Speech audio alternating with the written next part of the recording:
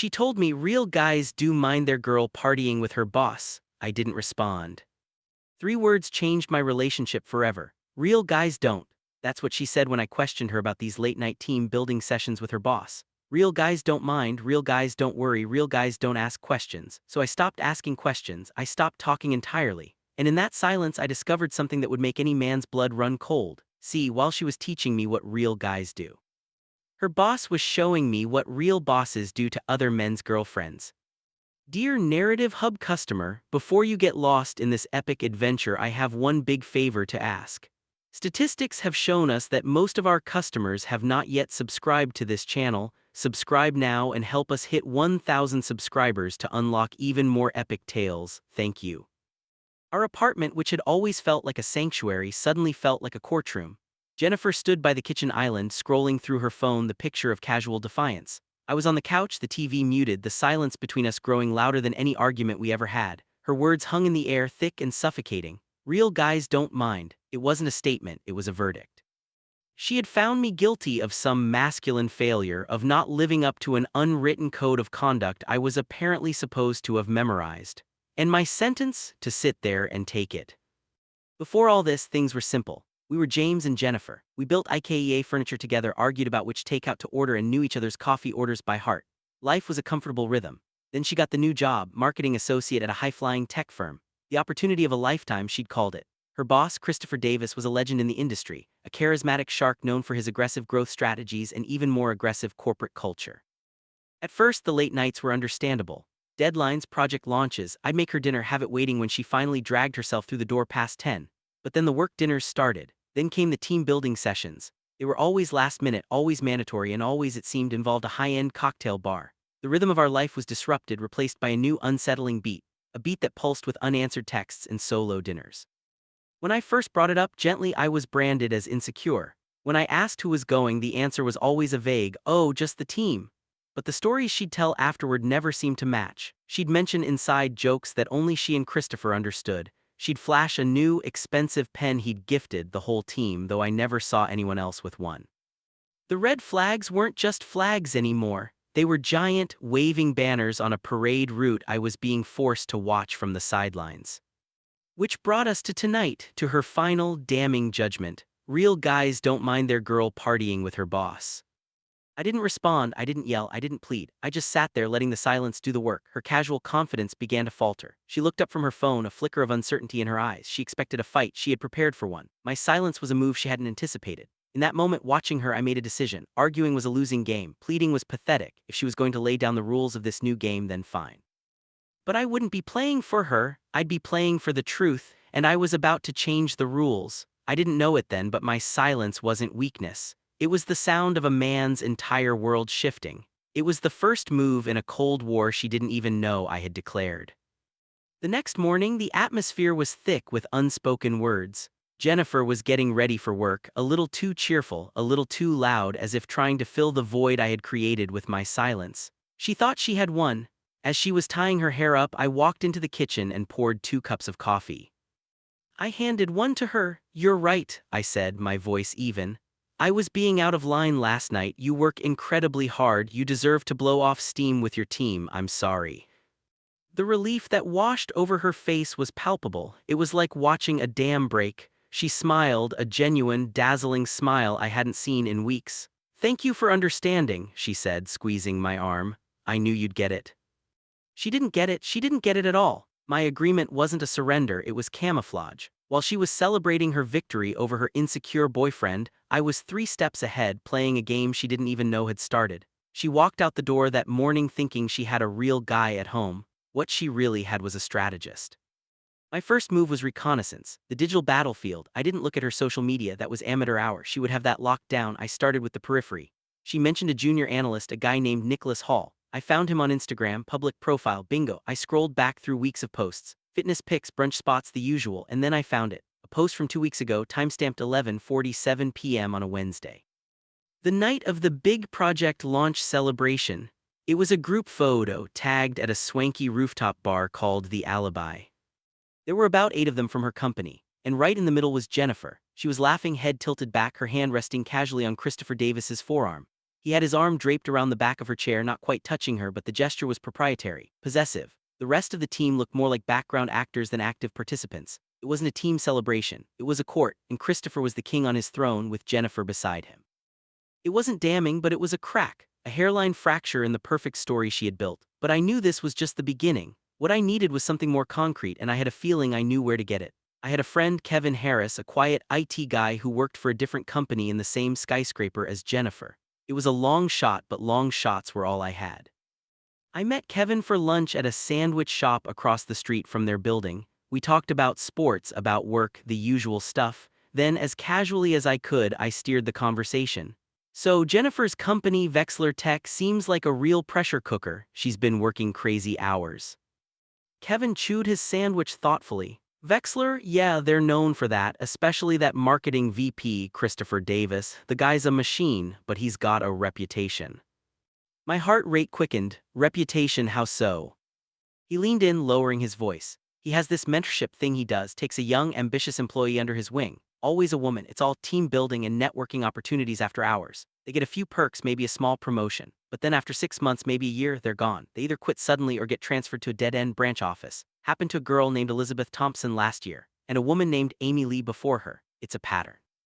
A pattern, a hunt. My blood ran cold. This wasn't just about a flirtation or a boundary being crossed. This was a system, a predatory playbook, and Jennifer wasn't his first target. She was just the latest. I felt a surge of cold fury, but I kept my face a mask of casual interest.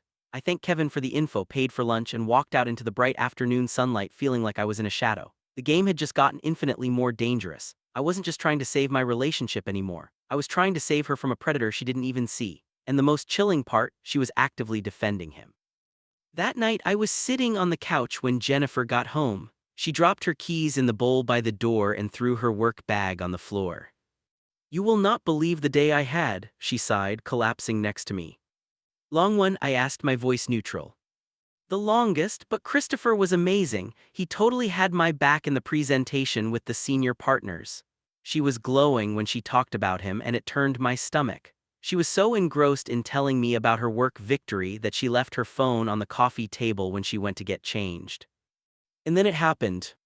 The screen lit up, a text message. The name on the screen was just Christopher. My hand trembled as I reached for it. I knew I shouldn't. I knew it was a violation of trust, but she had burned that bridge with 3 little words: real guys don't.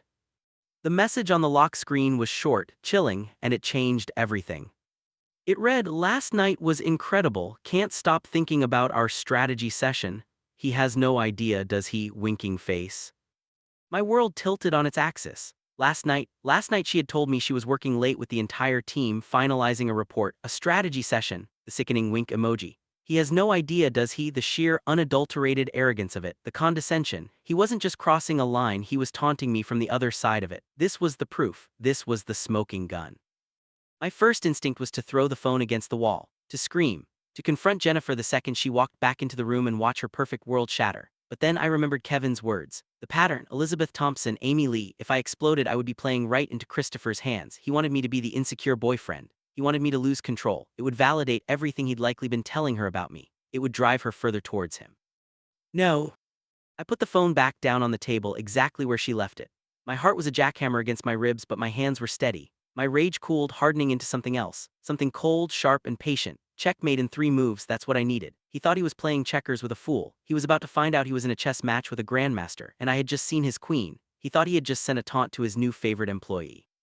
What he had actually done was hand the detonator to the man whose life he was trying to blow up. The game was on. My first move had to be psychological. I had to lull them both into a false sense of security.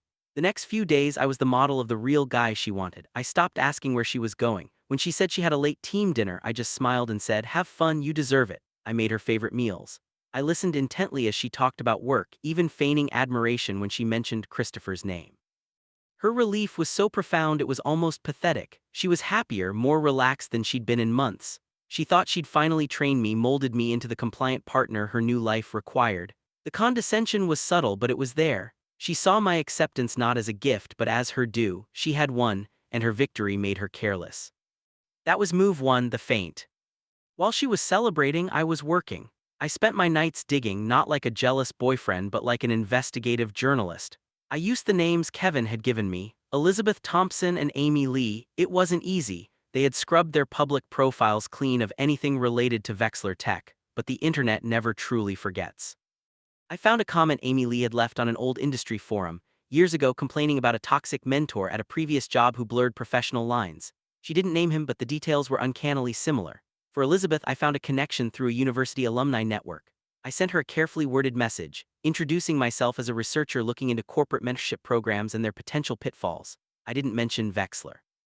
I didn't mention Christopher. I just asked if she'd be willing to share any experiences anonymously. To my surprise, she replied. Her story was chillingly familiar. The initial flattery, the exclusive meetings, the team events that were anything but, the pressure to drink, to stay late, to share personal details of her life, the promotion that was always dangled just out of reach. And the end, when she finally tried to establish some boundaries, she was suddenly hit with a negative performance review. She was isolated, undermined, and managed out of the company within a month. She had signed an NDA in exchange for a severance package, so she couldn't name names, but she didn't have to. I now had the pattern, the text message, and a witness, however reluctant. I had the ammunition. Now I needed the stage, and I knew just the one. Vexler Tech's annual corporate gala was in 2 weeks. It was the biggest night of their year. "Hey," I said to Jennifer one evening as she was scrolling through dresses on her tablet. "The Vexler Gala is coming up, right?" "Yeah, it is," she said, her eyes not leaving the screen. "You should definitely go. It's a huge networking opportunity. Don't worry about me, I'll be fine. You should go with your team, make a night of it." She finally looked up, surprised and pleased. "Really, you don't mind?" "Of course not," I said, forcing a smile. "Real guys don't mind, right?" The look on her face was pure triumph. She had me, completely and utterly broken in. She didn't see the trap being laid, she just saw a clear path to the party. That was move 2, the stage. The night of the gala arrived. The air in our apartment was electric. Jennifer was a vision. She wore a stunning, backless emerald dress, the kind you wear when you want to be noticed. She was giddy with excitement, talking a mile a minute about who would be there, what it would mean for her career. As she was putting on her earrings, I walked over to the sound system and turned off the music. "Jen," I said, my voice quiet, cutting through her excitement, "before you go, we need to talk." The smile on her face froze, then faded. "What's wrong? I'm going to be late." "This won't take long," I said. I picked up my tablet from the coffee table. "I just need to show you something." I didn't yell, I didn't accuse, I just narrated the facts. I opened the photo album and showed her the picture from The Alibi, the one with his arm around her chair. I saw the first flash of panic in her eyes. "That was just a team picture," she stammered. "Was it?" I swiped to the next screen, a screenshot of the text message from Christopher. "Last night was incredible. He has no idea, does he?" Her face went pale, the color drained from her cheeks, leaving 2 bright spots of rouge on her skin. I can explain that, it's not what you think."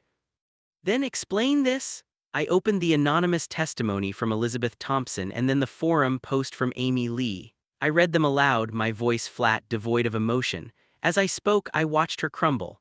The confident, defiant woman from 2 weeks ago dissolved, replaced by someone small and scared.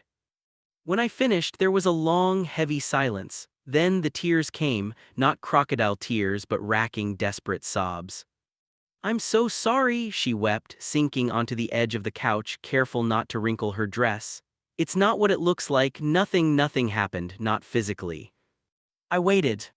"He's been holding this promotion over my head for months," she confessed, the words tumbling out between sobs. "He made it seem like these dinners, these late nights, they were part of the job, a test of my commitment. I felt so trapped. He would isolate me, tell me the senior partners only saw potential in me because he was championing me. If I said no, if I left early, he'd make comments the next day about not being a team player.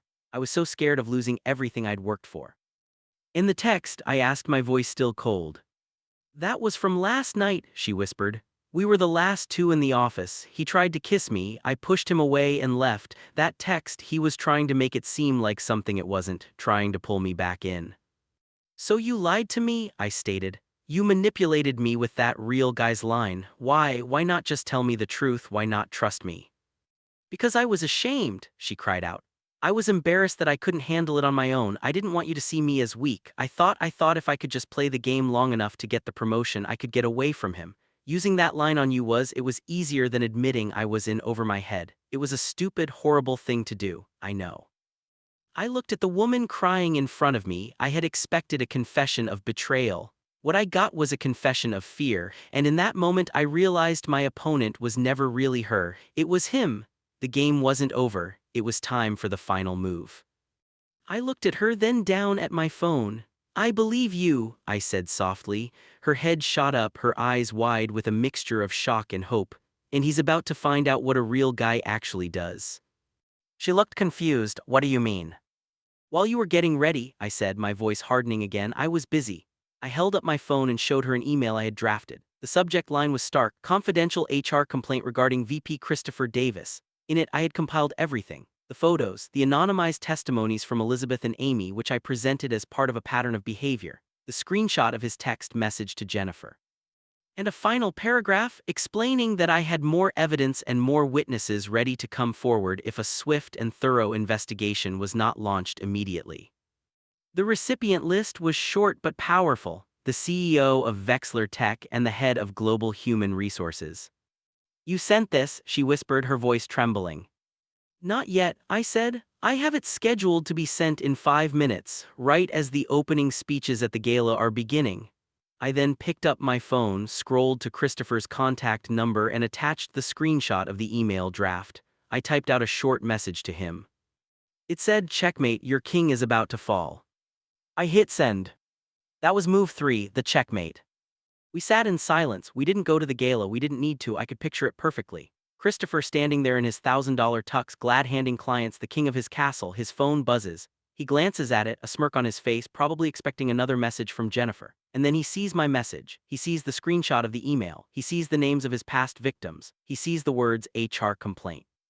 He sees his meticulously constructed world beginning to burn. Then, a few minutes later, another buzz. The real email has landed in his CEO's inbox. I could imagine the blood draining from his face. The frantic search for the HR director across the crowded ballroom, the polite but firm tap on his shoulder, the quiet, "Christopher, can we have a word in private?" The end.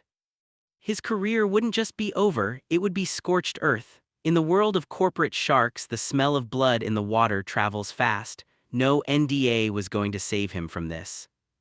Back in our apartment, the silence was different now. It wasn't angry. It was heavy with the weight of what came next. The trust between us was in ruins. I understood her fear, her panic, but understanding isn't the same as forgiveness. She had chosen to lie, to manipulate, to push me away when she should have pulled me in. I stood up and walked into our bedroom. I pulled a duffel bag from the top of the closet and started packing. A few shirts, a pair of jeans, my toiletries.